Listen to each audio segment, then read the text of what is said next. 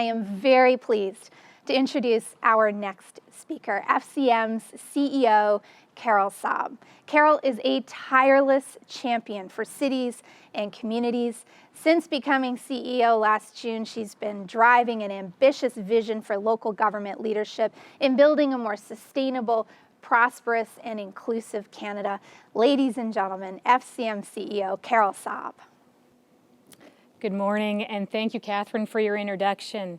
Et merci à tous qui s'y joignent à nous ici au Canada, mais aussi ceux de l'étranger où nous mettons en œuvre à nos programmes internationaux pour assister au congrès annuel de la FCM. I am speaking with you today from Ottawa, which sits on the unceded and unsurrendered territory of the Algonquin Anishinaabe Nation. I have to say this land acknowledgement feels particularly poignant today, and I join President Frizzell and all of you in mourning the 215 children found at the Kamloops Residential School last week. As CEO, I am committed to making FCM more diverse and anti-racist. Our commitment to reconciliation is a part of this organizational priority. And while we grieve these lost children together and the too many others that we know exist, it's critical that we match our grief and these important gestures of acknowledgement with action and the necessary work. And that work takes resourcing.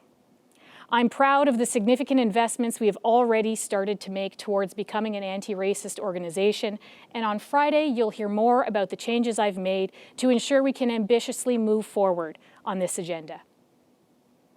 Back to our conference. And so this year we're obviously doing things a little bit differently, but as you've heard, we have an incredible conference lined up. It might even instill a bit of normalcy in our lives, which I think we could all use as we push through what is hopefully the end of this COVID era.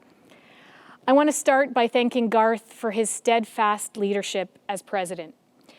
This has been a pretty wild 15 months. And while I've been CEO for a year, I realize that this is the first time because of COVID that I'm addressing many of you in this relatively new capacity. So let me reintroduce myself. I'm Carole Saab, CEO of FCM. I've been at FCM for 11 years now in various roles. In that time, through our members, I have learned more about cities and communities than I would have in a lifetime otherwise. I'm Arab Canadian, born in Lebanon and raised in Scarborough, Ontario, and have now lived in Ottawa for almost 2 decades. And I have 2 young boys who make me very, very proud to be a mom, one of whom I think is watching right now. Hi, love. And that's who I am in a few words. And I can only think of one word when asked to describe this past year: unprecedented. Now, I know it's the buzziest buzzword of the pandemic, but this last stretch has really been unlike any other for Canadians in every corner of our country. It's also quickly redefined the role of municipal leaders and the teams that support them. So many of us have pivoted to working remotely. Many of us are missing the connection of in-office meetings, the impromptu hallway chats. Parents, including myself, are having to work from makeshift home offices with young kids in the next room trying to learn science over Zoom. Let's be honest, it's been tough. It's been really tough. But holy smokes, you, our members, have come through in a big, big way. You've stayed laser focused on delivering for the people you serve, and your impact will be felt in your communities for years to come. Places like Edmonton and Montreal adjusted quickly to invest in more shelter space for people experiencing homelessness. Wood Buffalo and Collingwood reassigned municipal staff to help wherever they were needed most. Surrey extended deadlines for water bill payments, giving folks a bit more breathing room in an already stressful time. And the city of Sherbrooke introduced an initiative where restaurants and small shops were able to open in a safe and very original way to residents. There are so many examples of FCM members stepping up to keep people safe in the midst of this once-in-a-lifetime health crisis. You pivoted fast, you innovated, and you saved lives. Thank you. At FCM, we've been working hard to get you the support you need to do this important job. Working in close collaboration with our members and our incredible and tireless board, we've managed some pretty big wins along the way. We secured a safe restart agreement and locked in a doubling of the gas tax fund transfer for next year. That's over $10 billion for municipalities. We've also pushed for and secured huge commitments this past year on housing and transit.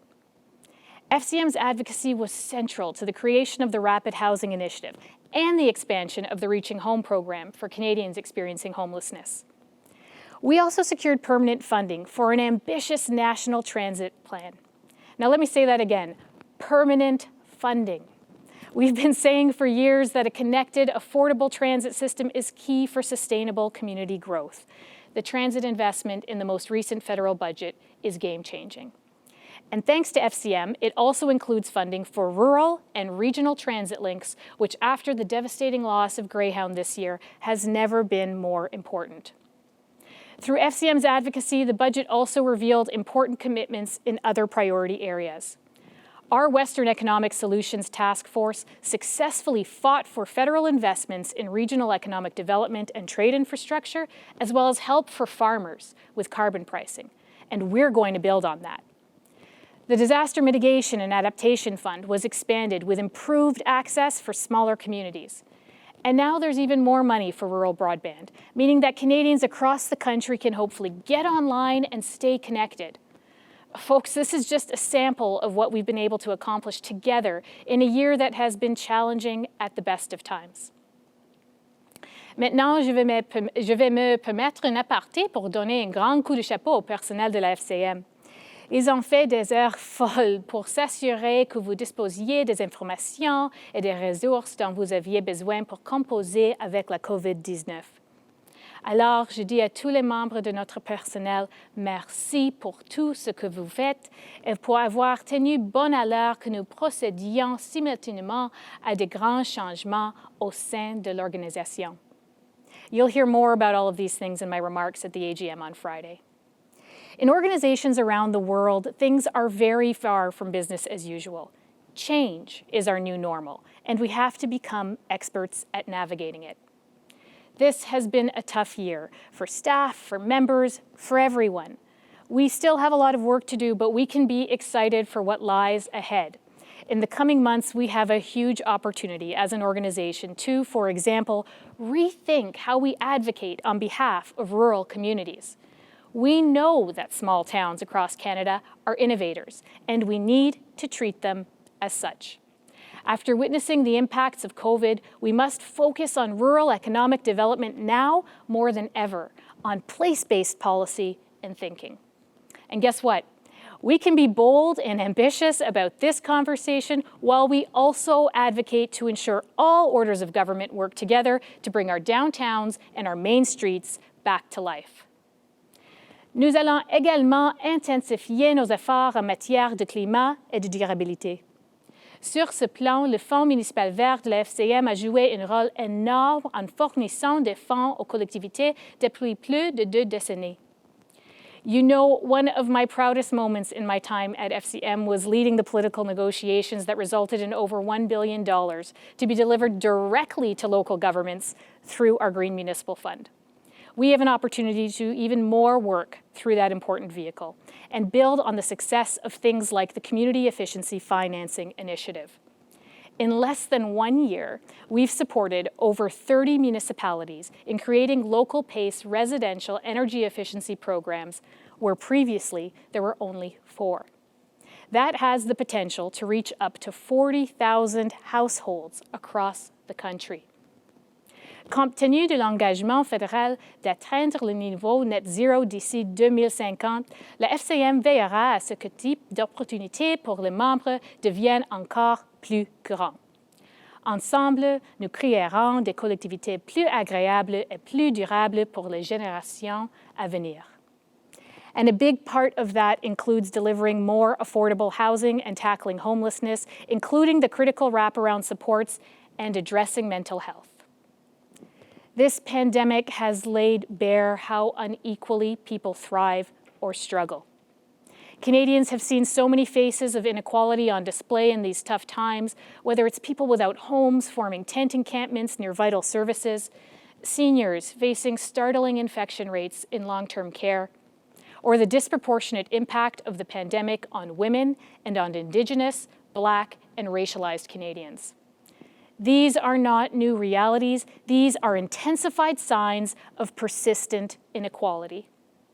As we work toward kickstarting Canada's post-COVID economy, we have a once-in-a-generation chance to build a country where safety and opportunity are more inclusively shared.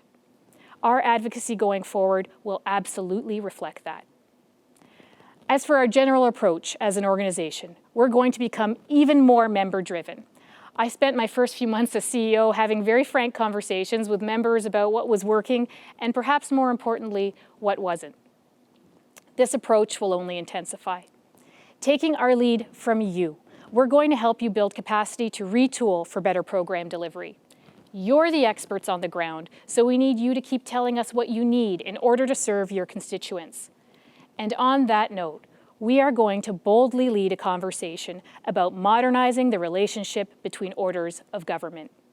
COVID exposed some deep, deep cracks in our current framework, with many municipalities left nearly insolvent after being tasked with wide-scale pandemic response. This experience has been a wake-up call, likely for you, certainly for me, and hopefully for all orders of government. A conversation about bringing our relationship into present day is long overdue. And finally, we're going to become even more open to pursuing ambitious partnerships with other organizations, and I'll talk some more about that too on Friday. But the bottom line is this: we are in a new era and it demands a new approach. We've done some serious reflecting on how FCM can operate even more effectively, how we can better support our members, and how we can use the tools at our disposal to improve life for all Canadians.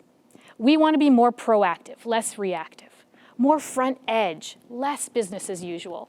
And we need your help to help make it happen. So keep talking to us and keep demanding better from FCM and from the crucial systems that facilitate your work. My friends, it's a whole new world out there, and we will navigate it best together. So thank you again for joining us, for being such strong partners to FCM.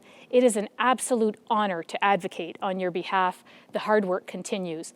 Onward. Merci. Merci beaucoup, Carole. That was just a really inspiring way to get us going today, and I thank you very much for the leadership that you are showing and for helping to give us a glimpse of what's ahead. Boy, you have had a heck of a year in this new role, so wonderful to hear from you this morning.